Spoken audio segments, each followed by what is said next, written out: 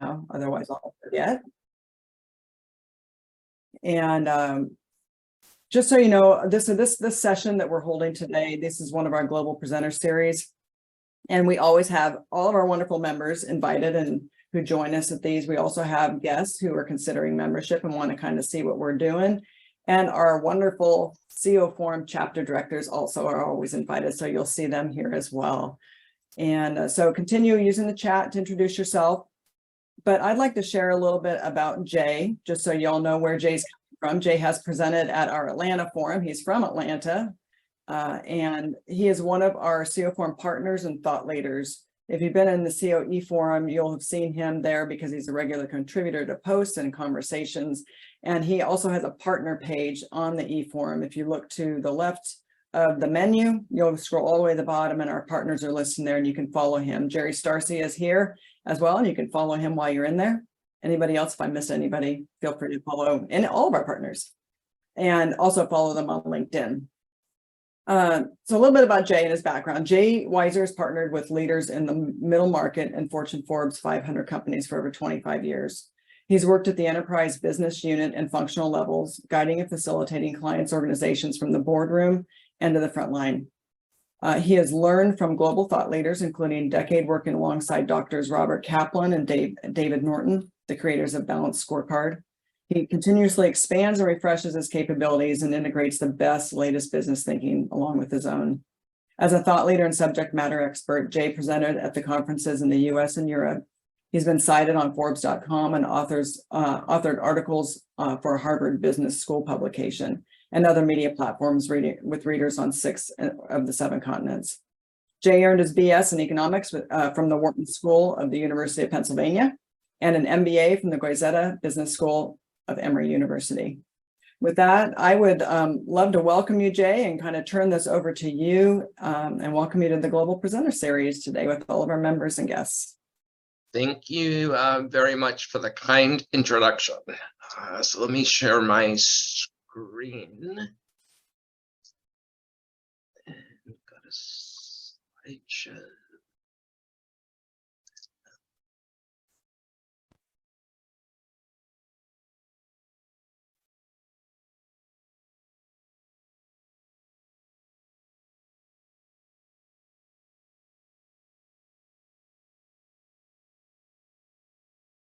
There we go. Everybody should be able to see everything now. Now, if you notice a whitewater behind me, we're living in a whitewater world.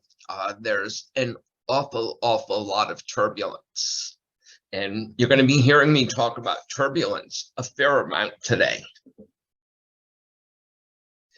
So if we think about what's going on in the world, there's whitewater all around us. We've been through COVID.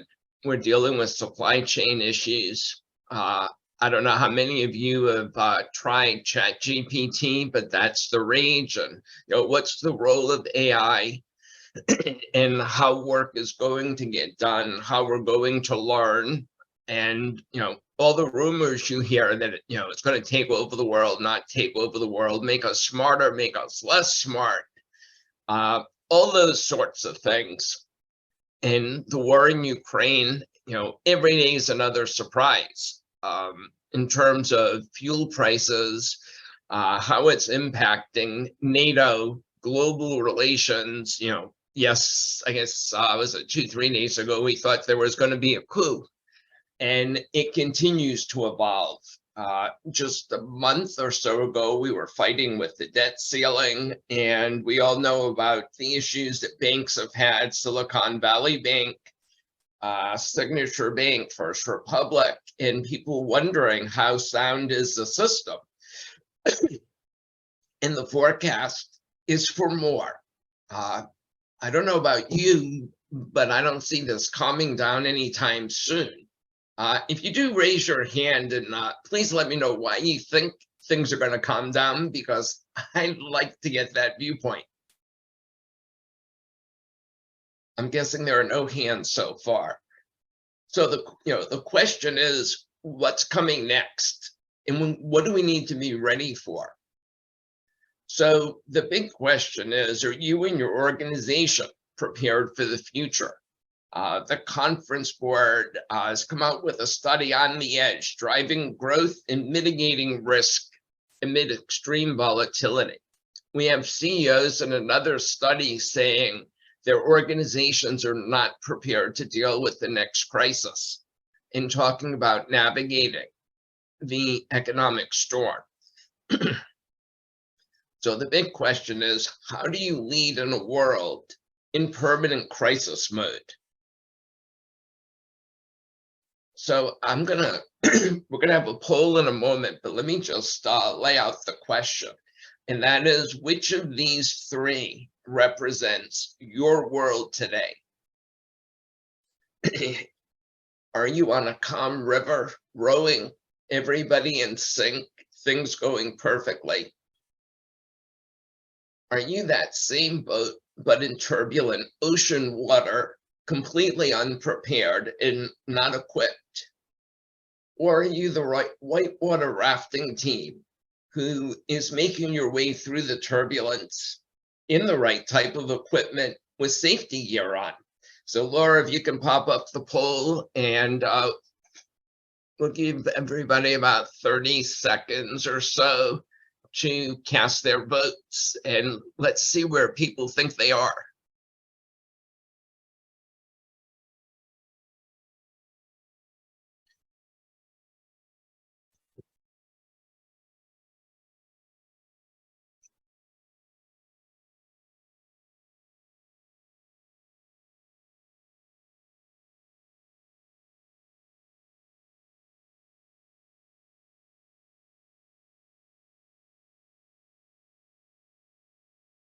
I think it's probably enough time. You think everybody had a chance? Yeah, so let's see the results.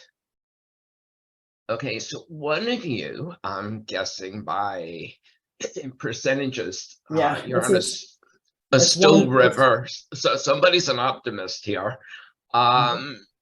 2/3 of you think you're the rowing crew in turbulent water. That's not a good spot to be. And the rest of you are merrily getting wet in your whitewater raft. So, the question is now, what do we do? So let me close that. There we go.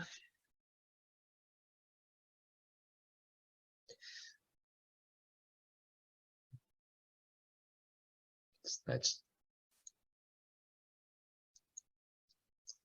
so if you close your eyes for a minute, and I can see who's cheating, but close your eyes for a minute, and wouldn't it be wonderful if in all this turbulence, you could find a way to reduce your risk and uncertainty, increase your probability of success, be a great place to work, serve customers better, and increase value for all of your stakeholders?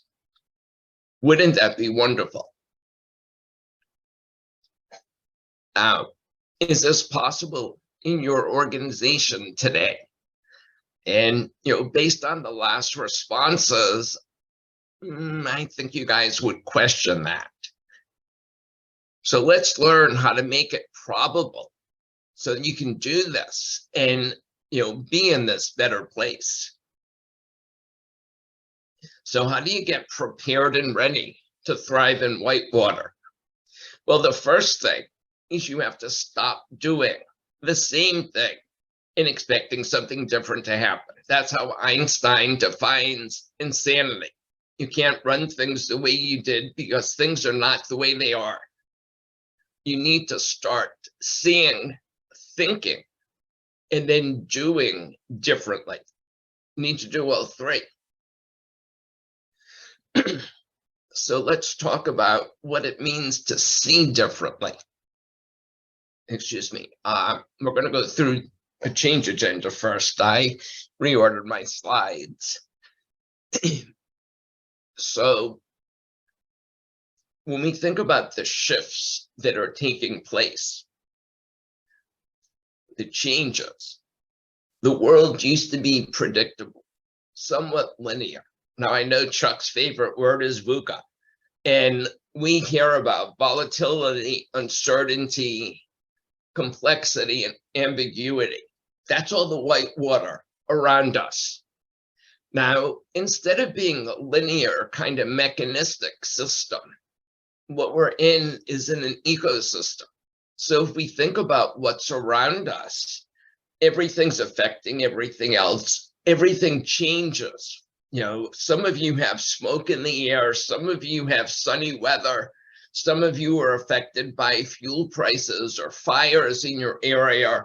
If you're in Houston, you're really, really hot and your electricity is kind of iffy. So, all of these things are interacting. When shifts happen, and I got to be careful when I say that, when shifts happen, we are coming from an environment where very often we're shocked and surprised. We're unprepared. We're caught off guard. It becomes emotional and we have to react. We feel we want to do something quick, and we don't always do it with thinking. And we want to move to be a company that's, when there's a crisis or a disruption or something happens with a competitor, that we can approach it in a more composed manner because we're prepared and ready. We can be more thoughtful in how we respond versus just reacting. If we take a look at leadership and we go back a little bit in time, maybe in some of your own companies still, command and control, hierarchy, people had power because of the position they were in the organization. Whether or not they were good or bad, that was their position. There was a tendency to hold information close, and the people at the top did the thinking, and the rest of the organization did the doing.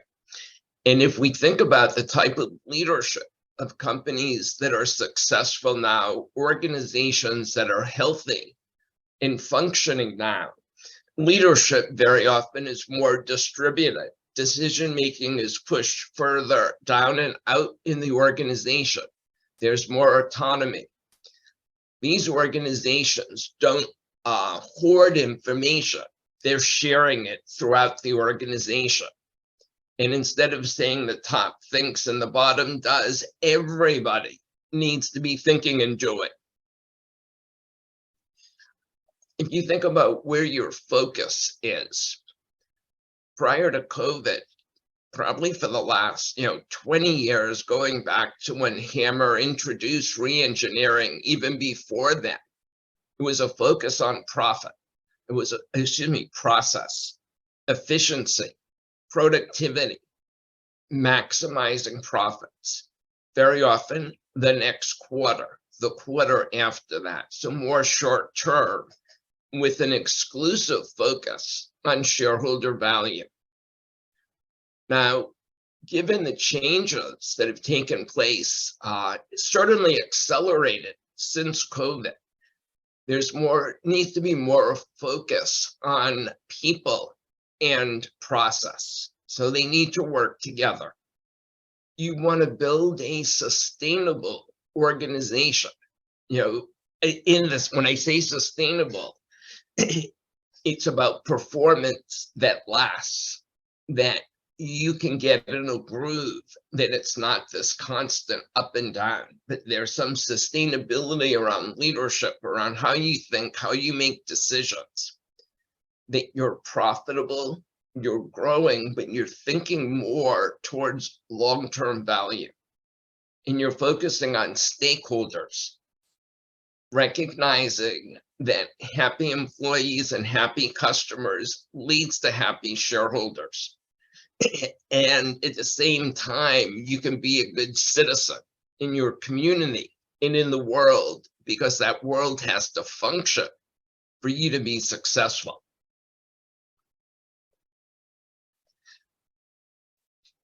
Think about organizational structure. In the past, we've gone through functional organizations, matrixed organizations, people being pulled in different directions, silos. the various parts being disconnected and misaligned. So if we think about this now, you want to have more networks. You want to be integrated, working across function, everyone aiming in the same direction, the same purpose, having shared goals. It's also about how we look at risk. You know, if we go back before COVID, and I remember looking at a 10K and it listed risks. It talked about a fire. It talked about if there was more inflation, if there was a hurricane or a tornado. So there are very specific incidents. And we used to look at them in isolation by themselves. And we used to think uncertainty was somewhat limited. You know, if we go back to that second slide, we're in a polycrisis world, multiple crises at the same time. Now that can be at a macro level, that can be a hiring issue where you can't get talent in your location. It can be a competitor coming up with a new product that makes yours obsolete. It's recognizing that there's a wide range of risks, not just the 10 most common, and that those risks are interconnected and they impact one another. And instead of limited uncertainty, that uncertainty is widespread. And the last shift is around how we look at strategy and budget. You know, it used to be an annual process. The strategy was for 3 to 5 years, so there were longer time frames. The strategy was set. You built out annual operating plans. People tied things to budgets. They looked at variances. They looked at the strategy and progress, you know, maybe once a year. And now we need to be much more active in terms of how we manage strategy. We need to think about rolling timeframes because conditions are constantly changing. Our strategy and how we execute it needs to be adaptive, not fixed. We need to think about preparing for the future versus planning, because when you think about plans, you can put a great plan together, but all of a sudden, let's just say Iran starts to cut off the supply of gas going through the Gulf. Well, all of a sudden there's turmoil. So it's how do we prepare, because plans can become obsolete very quickly. And you're reviewing those more frequently. So COOs have two things they need to consider. First of all of you are dual citizens. Now you're probably scratching your head and saying, what do you mean? Well, you're a member of the leadership team, so you're a corporate citizen. And you're also the leader of your own operations team, or the various departments that make up your operations. As a COO, priority number one should be to corporate, to the company, doing what's best for the company and making sure the operations you oversee support and align with that strategy and what the organization is trying to achieve. COOs are also impacted by structure. So I think it was in the last global presenter series, they talked about the different roles that COOs play. Now there can be a hub and spoke. The CEO can be at the center, the different CXOs around, tightly connected to the center. So you have that relationship with the COO, but everything's got to go through that person. There's very little connection between the different CXOs. Or are you in a networked organization where everyone's working across functions, everyone's sharing information? So depending on where you are, that impacts your perspective of the world. So if you're going to go from what we described as the from to the to, then there are 4 things that need to happen. The first one is leaders have a choice to make. Now, Egon Zehnder said this was a few years ago. Their chief executive said, you cannot choose your circumstances, but you can choose how you respond. And you have a choice. Will you be a captain or a captive? A captain, and in this case, Sullenberger, faced with a crisis, didn't throw up his hands and say, we're going to die. He took charge. He thought through what he needed to do. A captain takes the helm of the ship, steers through the storm. They know that they can impact the outcome and they can choose how they respond. Or do you become a prisoner of your own thinking? Do you say, this is all out of my control? Do you play the victim? Do you be the captive at the bottom of the boat that's at the mercy of the waves? Captains turn out a lot better than captives, but that's a choice.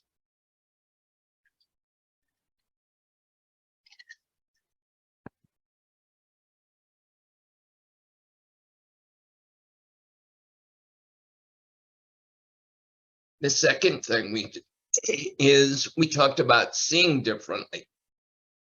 And we talk about different perspectives and viewpoints. There's an old Indian parable, and this is the country, India, where there's an elephant in the center of the town, and there are 4 blind men. And they ask the blind men to describe what's in front of them. The first blind man walks up and he's kind of feeling his way, and he grabs a hold of the tail. He says, I think this is a rope. There's rope in front of us. The second blind man walks up, smack into the side of the elephant. I think we have a wall. There's a wall in front of us. The third blind man walks a little bit around and he bumps into the elephant's knee and starts feeling. He said, what we have is a tree. This is the trunk of the tree.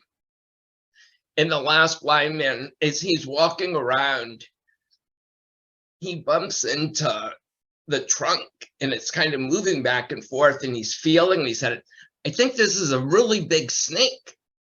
Well, each of them is partially right, but they're all completely wrong. So when we think about perspective, you have to integrate those perspectives together, seeing things from an employee point of view, a customer point of view, shareholder, community, partners, suppliers, distributors. It's important that you don't have that tunnel vision, but you have that fuller picture. And it's also about viewpoints. Now you can look at this and say, it could be an insect wing on a butterfly, or the wing of a praying mantis, or maybe you're looking at the back of a leaf. So if you're too close to the detail, you don't know what's going on around you. You don't have the context. But if you pull back, now you see this is actually a tree. It's not a praying mantis. And the tree is in Central Park. And you could even pull back further. But the point is, you have to be able to zoom in and know when to do that and know when to zoom out. So you get that fuller picture of the environment, is to not get so caught up in that operational detail that you lose the big picture and the context where you have to make a decision. Now, it's also about thinking differently. And thinking differently is really about going to both and versus either or thinking. Binary choices usually one or the other is insufficient. You need to find a third way. You need to find a way to do both.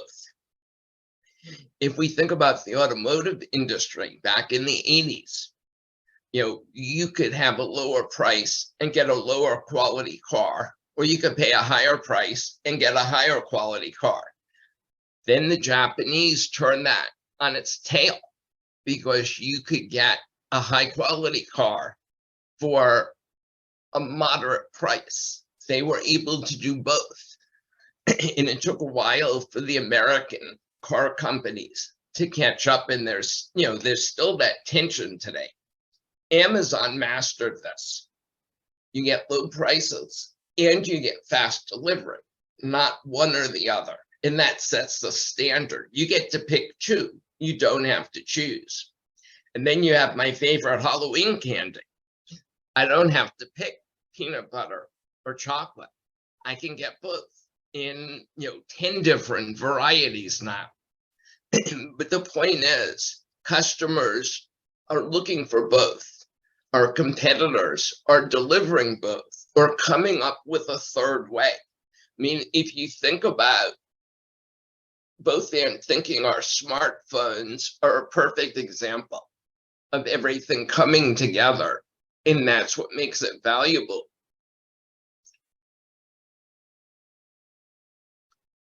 Now, it's great if you're seeing and thinking differently, but it doesn't matter unless you start doing differently. So part of doing differently, when you're in a turbulent environment, it's important to become prepared and to be more resilient. So as you think about this, you can think about your own home and how do you prepare for a variety of things. You have a smoke detector, you have a fire alarm, a carbon monoxide detector. I'm willing to bet everybody has duct tape, WD-40, tools, a plan if you and your children are separated. Where are you going to meet? How are you going to come together? Where do you go if there's a tornado or a hurricane? And I'm sure, I am more than sure, that you have more than 2 rolls of toilet paper in your house as well. We're never going to make that mistake again. So the question is, you do that at home, but do you have a similar set of things you do to be prepared for any variety of things at your company? And it's also about being resilient. Now, resilience can happen at a personal level in terms of how do you deal with a shock to your system? How do you deal with a bump in the road? Do you get back fairly quickly? And are you able to move forward? Or are you knocked down? It's kind of like weebles wobble, but they don't fall down. It's a lot better than being Humpty Dumpty. So it's that resilience. And at a corporate level, you can have operational resilience, business continuity plans, strategic resilience, having different options you can choose from. Financial resilience. Do you have a cash cushion? Are you thinking about what banks you work with? Same thing with social and organizational. So as we think about this, we've talked about the 4 things about choosing, are you going to be a captain or a captive? 2, seeing differently. 3, thinking differently. And 4, doing differently. So the question is, do we have the capabilities, to handle this? And I would argue that we need a new set of capabilities. Core leadership skills are not sufficient to address these changes. Being a leader who motivates, sets a vision, is a good communicator, sets goals, identifies measures, holds people accountable, it's not enough. So in response to that, and as I researched this, I said, there are some new capabilities. They don't replace core leadership skills. This is kind of an overlay. And I called it the 5 leadership superpowers. Now, each of the 5 superpowers address a tension that leaders need to navigate. They need to use both and thinking. It's not choosing one side of the tension or the other, because as we go through this, you'll see if you only do one and not the other, there are negatives that are significantly larger than if you do both, where they kind of cancel each other out, and all as you have are the positives. So let me run through these quick, and then we're going to dive into each one. So the first one is about the tension between the present and the future. It's not enough to focus just on the present, because if we only do that, thinking things are going to calm down and we're not thinking about the future, we're behind the 8 ball. And if all we do is think about the future, but are not thinking about where we are coming from, then we're dreamers. So you need to have both. The second one is being an experienced learner. So it's balancing that expertise and experience we have, but recognizing it's not enough. Conditions have changed. We need to learn as well. We need to be curious. Third is the tension between preparedness and risk-taking. Risk-taking is part of business, and we need to do that smartly, but at the same time, we need to be prepared. We can't wait for things to happen and then deal with it then. We saw what the cost of that is. Over the last several years, we see it every year. If you think about hurricanes, there are people who just don't prepare, and all of a sudden, a day before, like, oh, what, oh crap, what am I going to do now? Where those who are prepared weather the storm a lot better.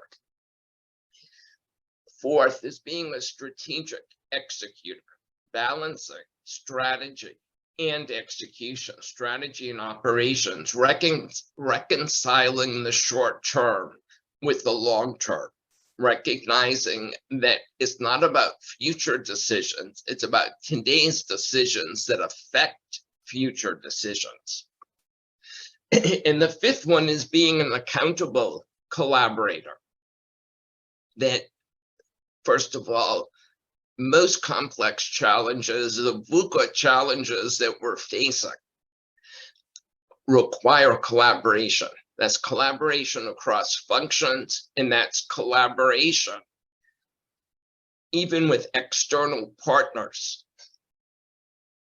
And, when you think about external partners, sometimes that's a competitor. There are newspapers who have joint press agreements where 2 newspapers share the same press. It might be working more closely with your suppliers or your distribution partners, and it's being accountable for outcomes.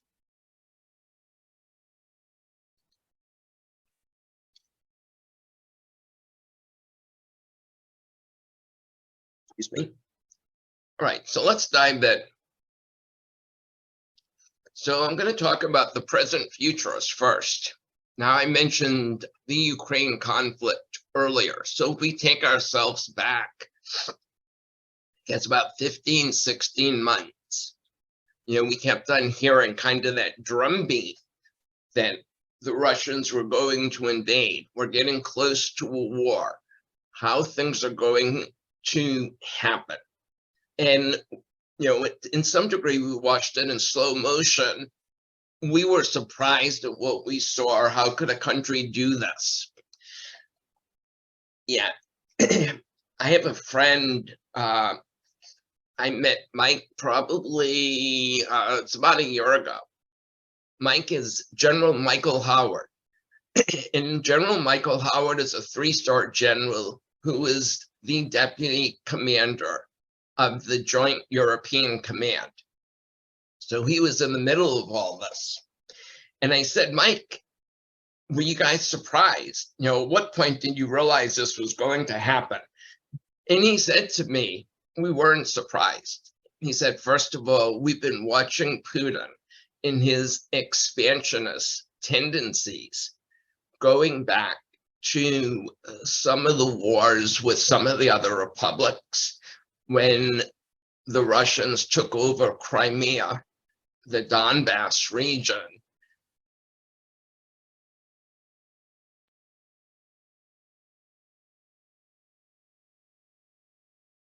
Were saying. He said, we saw this coming a long time before it happened. And because of that intelligence, we were able to get in touch with our allies, with NATO, with Ukraine to say, this is what we're seeing. We need to be ready for this when it happens. And it was because of those discussions and that readiness, literally within a day of the attack happening, sanctions were slapped on. There were no negotiations because all that stuff had taken place beforehand. So because of paying attention to what was going on and being robustly aware of that, that helped inform decision-making. At the same time, that future aside, they knew they couldn't let Putin do this. If Ukraine fell, what would that mean for the rest of Europe? So it was this idea of, you got to know about the present, you got to have some insights to the future to inform your decisions. And that's still playing out today in terms of how they look at the war. There was an editorial, I think, over the weekend in the New York Times. And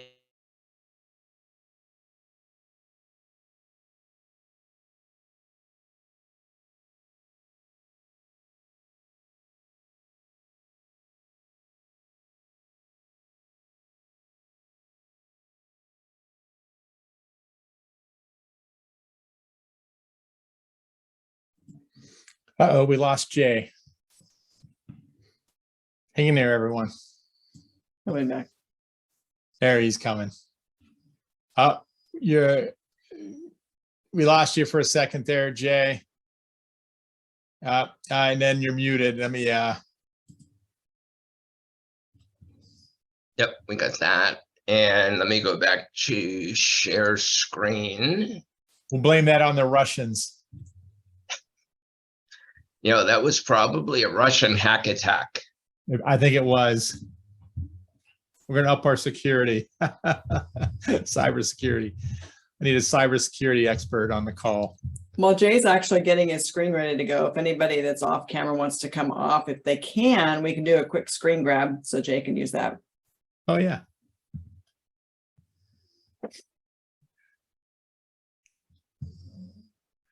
I'm glad to see that no one's still working in their pajamas. I was worried about Paul. Hey, Jay, can you unshare for just a second?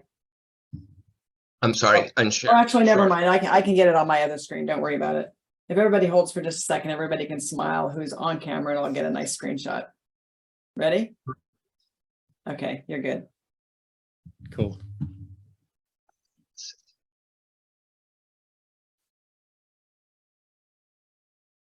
There we go. One more.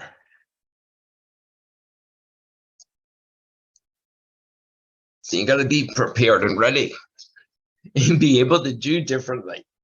So I think the last part I was talking about was thinking about what are the possible scenarios about what happens post this conflict, however that ends, to Russia.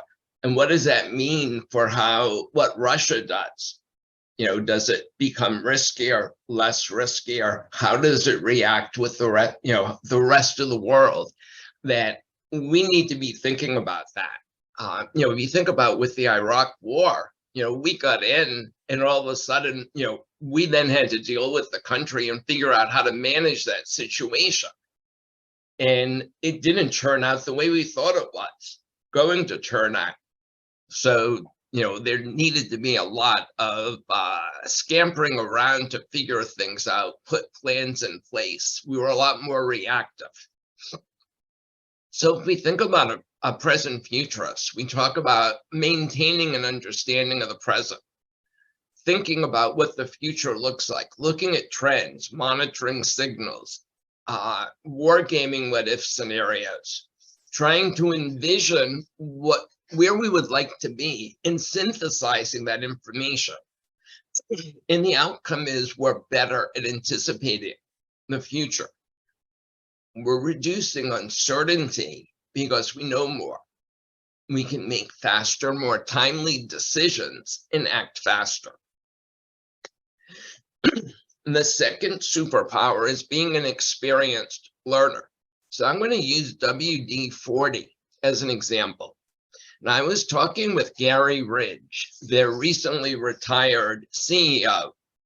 And Gary said to me, do you know what WD-40 stands for? I'm like, no. He said, well, WD stands for water displacement. 40 is the number of formulations we went through until we got the one that worked. He said, now some people would look at this as we failed 39 times. He said, I don't look at it this way. We had 39 learning moments, and each time we learned something that got us closer to the right formulation. WD-40, under Gary's leadership, and he just retired last year. He was CEO, I think, for almost 30 years. They got rid of the word failure. They talked about learning moments. If you had a learning moment, you weren't punished. You weren't blamed, as long as you didn't repeat that learning moment over and over. So it was that learning culture and about being curious, because if you think about it, if you don't make it safe to fail, you're telling people don't even try. So they have this maniac's pledge that every employee signs, and it goes, I'm responsible for taking action, asking questions, getting answers, and making decisions. So there's an obligation and a responsibility to learn. Don't wait for someone to tell you you're responsible for asking. You can't be offended that you didn't get something sooner, because you need to be out there. And if you know something, you need to share it. Good news, bad news, either way, because it's your role in the company. Again, going back to that sharing information.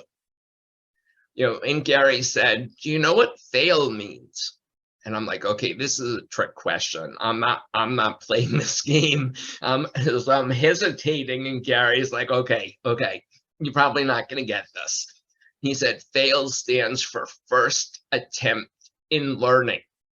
And that was the culture that they had.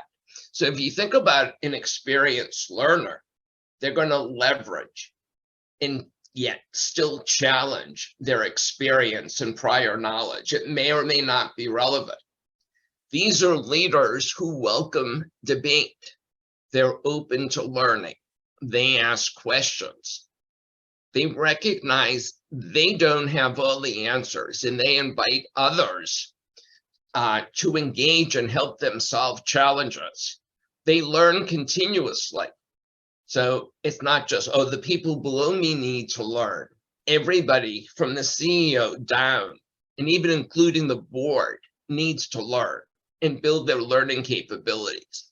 And when they do that, they're better able to understand, frame, and solve challenges. There's that psychological safety so that people can fully engage. They trust, and they're more productive because of that. Not because she said they have to, but because they want to, and they can adapt and respond faster.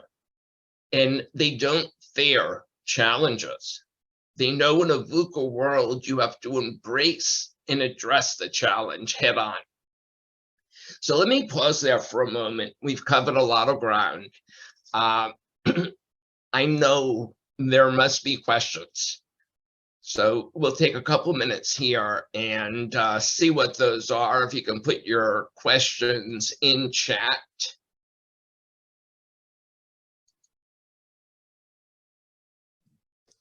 We'll also offer up if anyone wants to raise their hand. If you can raise your virtual hand, you can also go live if you have an angelic voice and you want to voice your question to Jay.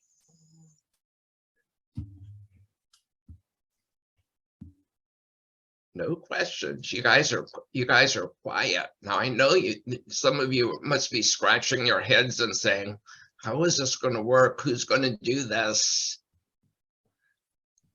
Oh, I think we have here. So Paul Barboza has a question, Jay. How much time do you recommend that a person in our role spends each week learning? So I don't think it's a matter of time. I don't think it's an issue of, is the hour an answer? Is 5 hours an answer? 15 minutes an answer? I think it depends on what you're trying to address. If you're trying to learn more about organizational behavior and you've never taken a organizational behavior class, well, it might be time to take a class, and that might involve taking a course at your local community college or doing that online, and that might be 3 to 5 hours a week. It might be something as simple as attending a webinar like this one and spending an hour and taking that content to heart. So I don't think it's a magic number, but it's the recognition that learning is important. There are things you don't know. It's about reading industry and functional periodicals. It's about listening to podcasts. The point is, it's a recognition that just because you're COO, just because you're a senior leader, does not mean you've arrived. And you don't need to know anything else because you already know everything. You don't. So it's just making that commitment. Great, Jay. We have another question here from Jerry Starzia. Can you discuss the value of scenarios in planning and strategy? So I think part of the value in looking at scenarios or what if situations is just going through that thought process of having that discussion, of understanding across a variety of scenarios. There might be some common elements that you identify that can help you be better prepared, some concerns across scenarios. And the fact that you've had that discussion, maybe you've worked out a playbook, makes you more ready if and when that or something similar happens. And it's not just thinking about, the one or, it's not about, okay, if things are good, if things are bad. It's talking about actual scenarios. What would happen if our largest customer all of a sudden left us? What would happen if our competitor came up with a new business model? What would happen if all of a sudden our largest customer doubled their order? Could we handle it? So it's thinking through those different situations, and just having that conversation alone makes you more prepared. All right, so let's move from here. We'll have some more time for questions at the end. So the next superpower is being a prepared risk taker. So I'm going to use Damar Hamlin as an example. So Damar Hamlin played for the Buffalo Bills, and it was a game against the Bengals, and Hamlin took a hit. He had the ball, he got tackled.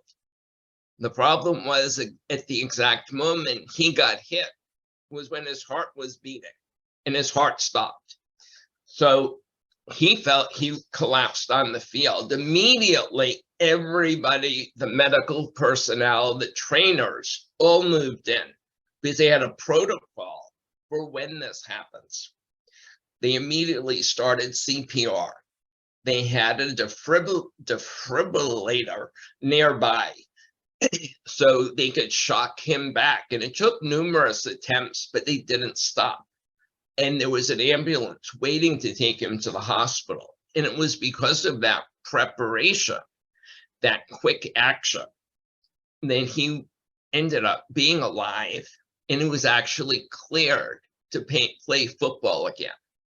Now, football players know that there are risks in the game, and that's something they accept.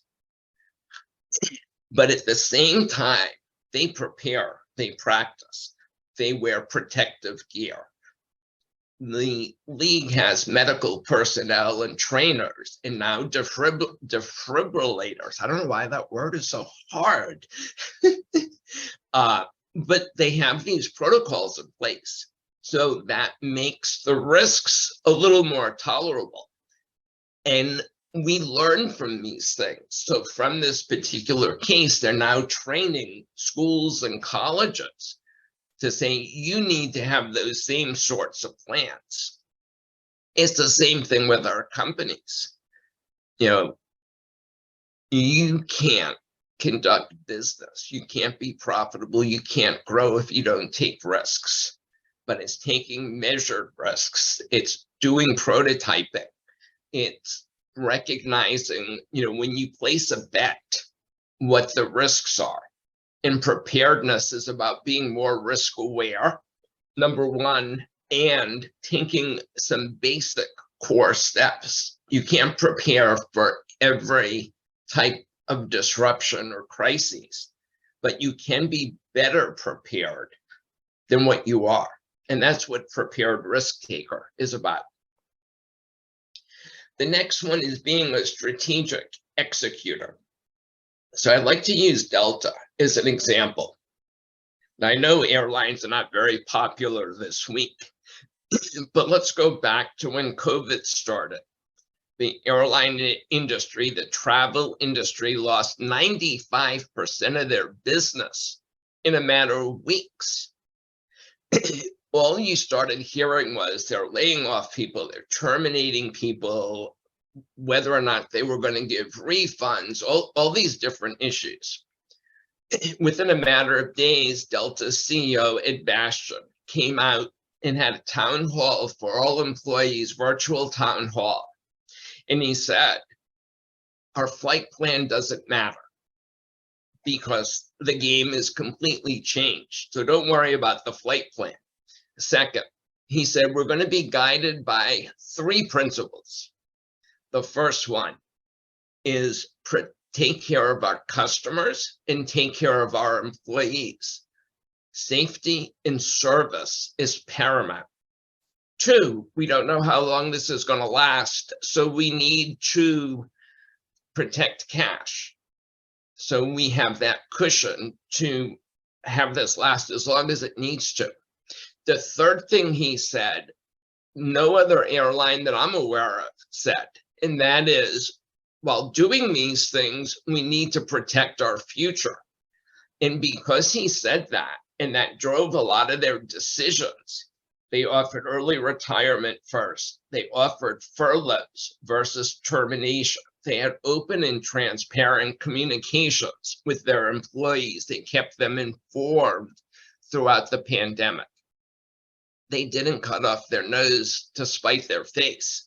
And when COVID started to wane, Delta was able to come back faster and stronger than all the other airlines. And as a result, for the last 2 years, they've been named the top US airline. They've been very profitable. And their employee engagement scores, customer satisfaction scores are tops in the industry. And that would not have been possible had they not weighed both the present and the future They didn't say, oh, we can only focus on operations. We want to put out fires. We'll worry about the other stuff when things calm down.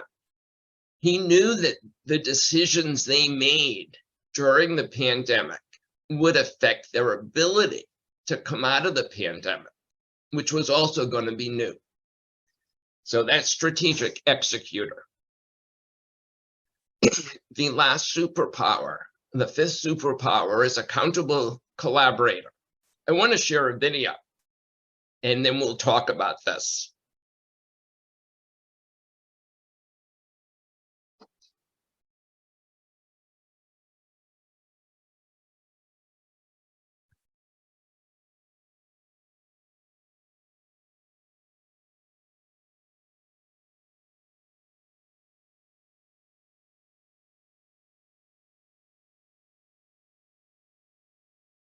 Sorry about that.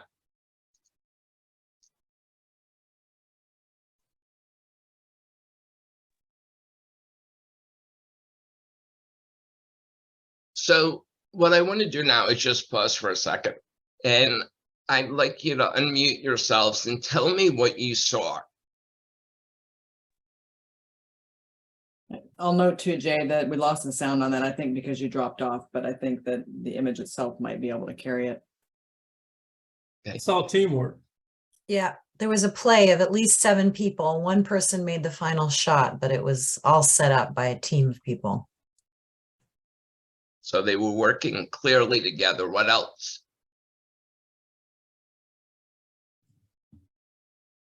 They came to celebrate each other at the moment that there was success. Yeah, so it wasn't about an individual, it was about the team. Yeah, I couldn't remember who made the goal. Just saw a big mass of people celebrating, which was great to see. Yep, celebrating wins is really important. You know, go ahead. I was going to say it was coordinated. I mean, each player had a spot on the field and needed to be at that spot at the right time. And it looked like it was coordinated. Absolutely. But it wasn't so much that there was a specific plan, it's they adapted and worked together as a team to more or less function as one. It wasn't like, oh, you're the only one who can kick the ball, or you're the only one who can do this. Their roles evolved. So a couple of things. One, you saw how a team works. So these guys are women, excuse me, are not individual contributors. They're team players. And it's only because they're team players that they're able to accomplish these great things. They're focused on delivering an outcome, scoring goals, winning games. Nobody's worried about, I had the ball more than you, tracking how many miles they ran during the course of the game, how many times they kicked it, how far they kicked it, how fast they ran. But think about in our own companies, how often do we measure all these things that don't matter? And instead of focusing on the outcomes and enabling those outcomes to happen and holding people accountable for achieving those outcomes, we're doing the things that drive towards those outcomes. Like teamwork matters. How much time you have the ball does not matter. And holding the team, because they own the outcome, they share that common goal. They own it. They are fine taking accountability for that outcome. It's not something that's forced on them. It's something that they accept.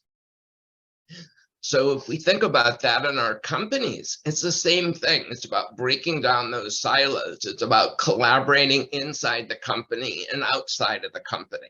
It's giving the team the autonomy to play on the field. You didn't see the coach running behind them saying, oh, well, you need to be over there, or you need to be over there. You didn't see micromanager. And all of those elements are important. So we've been through the 5 leadership superpowers. We've talked about present futurist, experienced learner, prepared risk taker, strategic executor, and accountable collaborator. And you've seen the benefits of each of these. So we're going to have a second poll. And what I want to ask, and when you think about these superpowers, they apply to you as an individual. So, for example, if you are in between jobs or you're in transition, how can the superpowers make you a better candidate? If you're hiring somebody, what questions might you ask to see if they have the superpowers? So I've said my piece on this. I want to know what you think. So when the poll pops up, there are two questions. Do your odds of thriving in the future improve with the superpowers? And do your company's odds of thriving in the future improve? And you can choose between no, not at all, slightly better, somewhat better, or a lot better. I'd like to know what you think, so let's pop up the poll.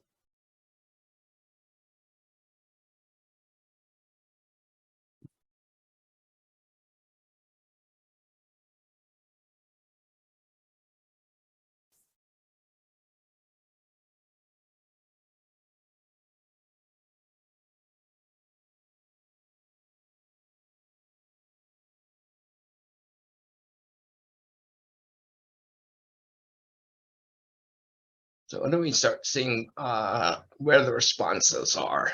If most people have voted.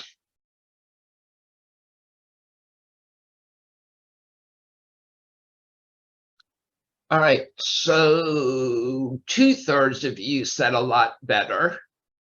1/5 of you said somewhat better, slightly better, and nobody said not at all, so that's good. That means I got my message across. So, you can see what the impact is at an individual level and very similar at a company level. So now let's, excuse me, let me just pause there in case there are any other questions, and then we'll go into the home stretch.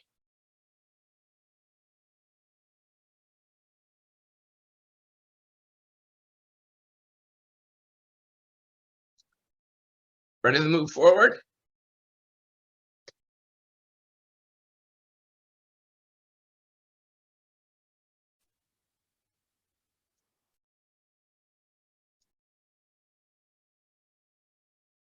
So, taken together, the superpowers prepare and ready you for the future.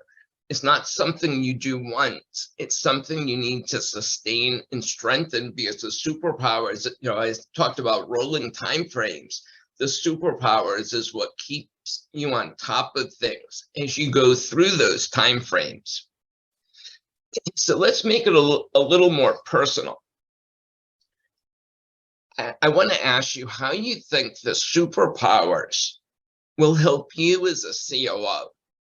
And think about the processes, the different things that the leadership team does, the executive team does, that the superpowers helps you be more effective as part of that team, or in helping the team be more effective.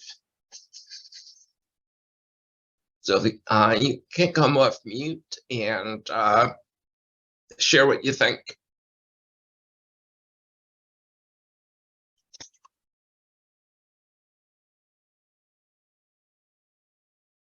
I'll start. From my experience in the private sector, also in higher education, that balance between understanding the present and then thinking about the future. My time at FedEx, we said that leaders did three things: run the business, change the business, and look over the next hill. And when you're a senior leader, that's important that you have that balance, and then you understand, certainly at the senior level, that looking over the next hill and anticipating what's to come in the industry, competition, so forth and so on, is very important. So, the things that you talked about here, those are very relevant to the executive conversation and both in what I've seen in the private sector, also in higher ed. Okay, so that type of information can, impact what initiatives you take on, how you resource, how you manage projects, how you staff. What else?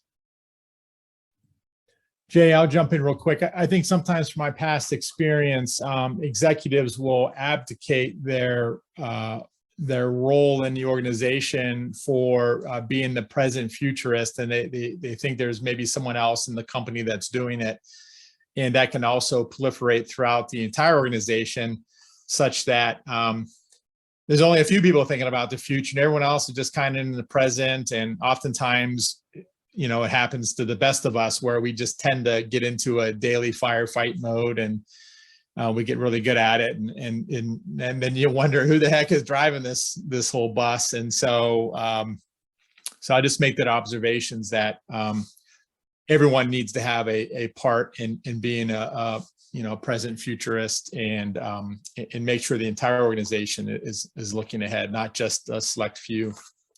And one thing I'll say, that raises something I meant to bring up earlier, and that is an individual leader, I think, should strive to be proficient in 1 to 3 of the superpowers. A leadership team should collectively have all 5 superpowers. So if, as Chuck, as you just noted, maybe you're focused on execution at the moment, that somebody on the leadership team says, hey, Chuck, if we only focus on this and we know this is coming, that's going to affect us in the long term. How about we look at it this way before we make a decision? So, everybody has a role to play, to put that hat on when you're thinking about whether it's business continuity plans, it's thinking about supply chain relationships, it's thinking about, what capabilities do we need to build? What about when you're working with your operations team? Is it any different?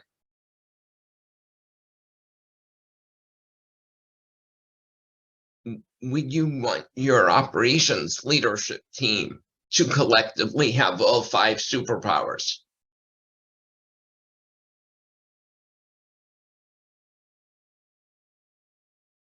I would say yes.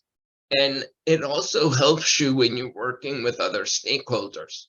So if the leadership team has the superpowers, when you're communicating to your board, by demonstrating the superpowers, you can show how you're handling and your capability to handle uncertainty and disruptions.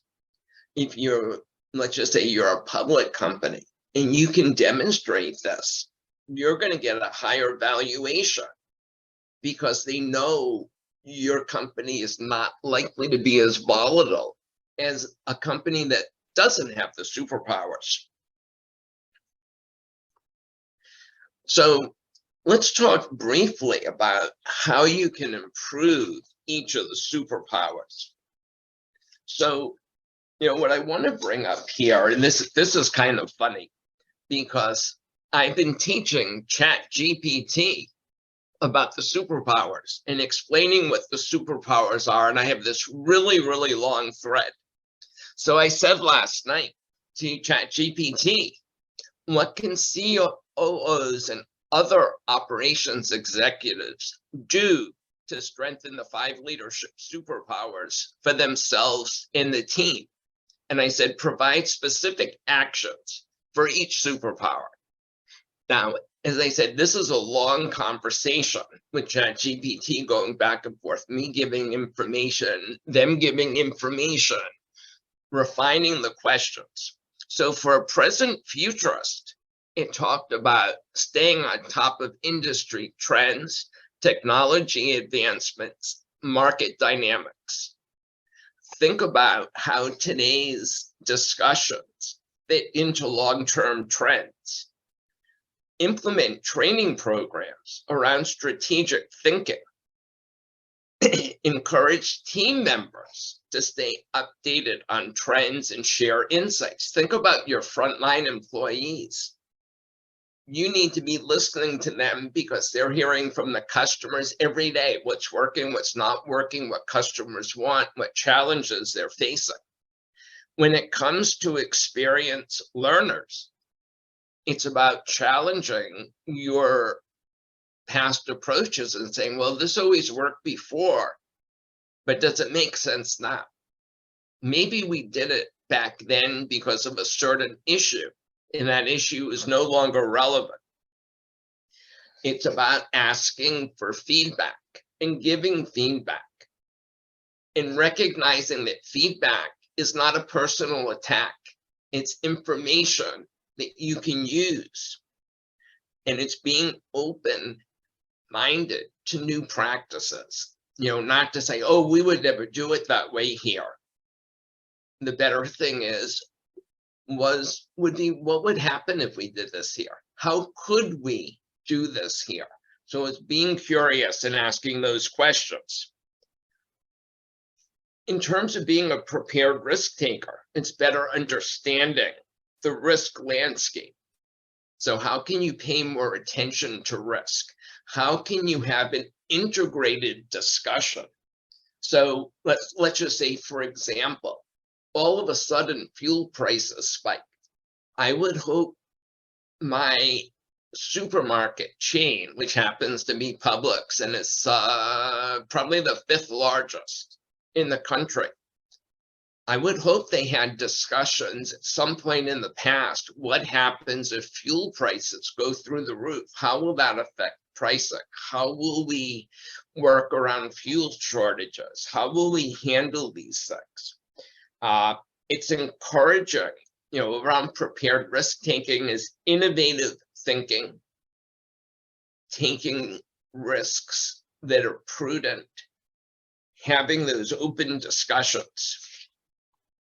When it comes to being a strategic executor, making sure people understand the strategy and where the organization is trying to go. Regularly looking at the assumptions that your plans or preparations are based on and saying, does this still make sense? Or do I kind of have to tweak this a little bit? And, having regular checkpoints. So it's not enough to, go off on a retreat and look at the strategy every year. Maybe you need to look at things. I mean, certainly during COVID, month to month, as things change, how do you have to adapt? What alternative plans do you need to come up with? And for accountable collaborator, it's fostering open and transparent communications, showing that you're holding people accountable for the right things. So, not looking at who has the ball and who's kicking, but making sure the outcomes, everyone understands the outcomes they're working towards, and not looking at accountability as a way to point the finger and blame somebody, but recognizing strategy is a team sport and the team can be held accountable. And it's also about recognizing achievements, recognizing learnings, recognizing wins. So I think ChatGPT did pretty good.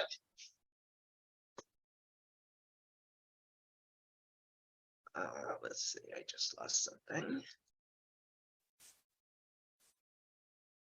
So to wrap up, the superpowers lead to exponentially better results because each of the superpowers reinforces and supports the other. And that's critical. So all of them working in sync. The benefits, you better understand the present and see the future. You are building capabilities to become future fit. You can't future-proof your company because there's so much change, and with the complexity, the ambiguity, the constant march of other challenges and crises, but you can become more future fit, prepared, and resilient. If you're doing these things, your organization is going to work more effectively. So there will be less friction. And if you think about results, going back to that wonderful world we were imagining at the beginning, you're going to be dampening your downside risk because you're going to be able to recover faster and because you're kind of capping your losses. And on the other side, when there are opportunities, you are able to pounce on them sooner and more effectively than your competitors who are struggling to come back are. So your upside return is amplified. You're going to increase value for all stakeholders. You're not going to have turnover as much because employees are engaged. They know what they need to focus on. They know they're important to the company and the outcomes, and they take responsibility. Your customers are better served, they're better listened to, they get more value because they know the company cares about them. Your shareholders win because those customers are going to buy more and they're going to tell their friends. In the community, you're a better citizen because of what you're doing.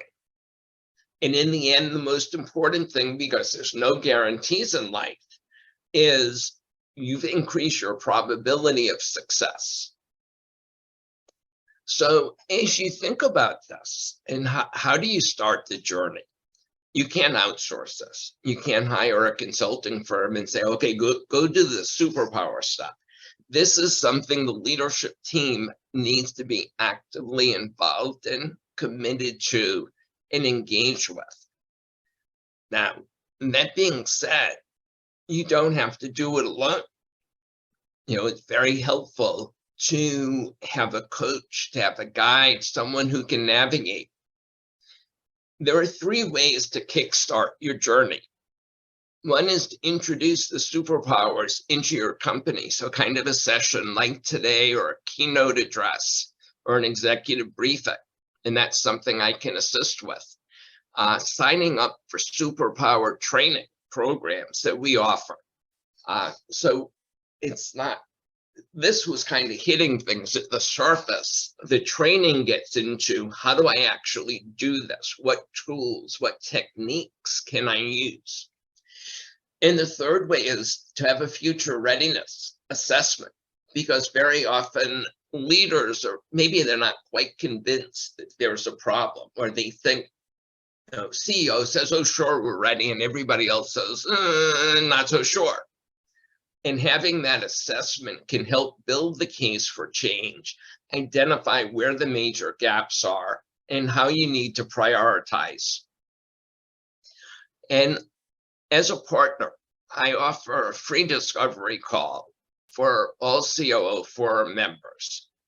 And there's a link to my calendar that you can schedule an appointment with me for a 45-minute discovery call. What we'll do in the call is I'll listen to what your challenges are, what your situation is. So I need to understand that first. Second, excuse me, I'll give you some recommendations and we'll explore if and how I can help you.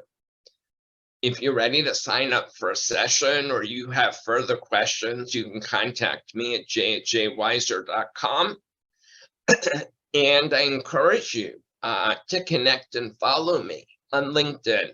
So I continue to post content on the COO Forum Network. And there's also a fair amount of content and articles that I post on LinkedIn as well. So I want to thank you, for tuning in. We all faced that challenge of being in the white water, as my background shows. The environment is very rough around us. We don't know where the rocks are. We have a mountain that we have to climb. We don't know what's hiding in the trees. The best thing we can do is be more prepared and be more ready and be equipped to make it through the white water with smiles on our faces and to come out, as that journey continues, wherever it may bring us. So I hope, I think I've, explained that, built a case for it, shared a model and some tools on how you can approach that. So with that, concludes the formal presentation. I know we've got a couple minutes for questions, and hopefully I've answered some things along the way. So let me stop there. Well, first off, let me jump in as we're getting close to the end of the time together, and we'll save some time at the end for those that want to stick around for questions. But first off, thank you, Jay. We didn't get wet, but I do feel more super with all of this. So if we could all give Jay a round of applause. You can come off mute, or you can mime your clapping. That's great. So Jay, this was wonderful. Thank you. A lot of great content, and I know there's some things that we'll do here at the COO Forum to live out some of those superpowers, because we all need it in these crazy times. And also to go back to Paul Barboza's question about how much time and so forth like this, I'll take us back real quickly. It's Prasant Nair, who's another partner of ours at Double Gemini, where he talked about blocking, getting into the zone, but actually blocking time out on your calendar. And so I would encourage everyone to, if it's a half hour or an hour each day or once a week, is to purposefully block time out for learning.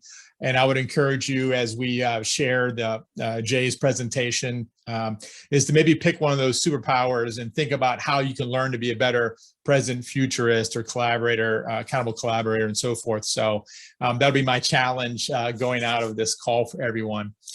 So with that, I just want to also highlight that we have Justin Folman coming up on Friday, July 14th, presenting on unlocking the CEO COO partnership, the big mystery of working together with the CEO, which is going to be wonderful. So I would encourage everyone, if you can make that in June. What else, Laura? Am I missing anything? We have our executive sessions. I think Josh is leading the next one. Oh, that's right. July, but it's at the end, isn't it, Josh? Yeah, so we have to wait for Josh. Yeah, don't miss out on Josh. Josh is always full of it, full of good ideas. Yeah, I mean, full of good ideas is what I was trying to say. Yeah, no, that wasn't a slip. That wasn't a slip. All right. So anyways, thank you all for joining. If you want to stick around for questions and talk with Jay, I know Jay's generous with his time, and thank you again, Jay. But if you need to run, we understand. Be safe and enjoy your 4th, and see you again soon. No, that sounds great. If anybody has any questions, I can stick around for a few minutes.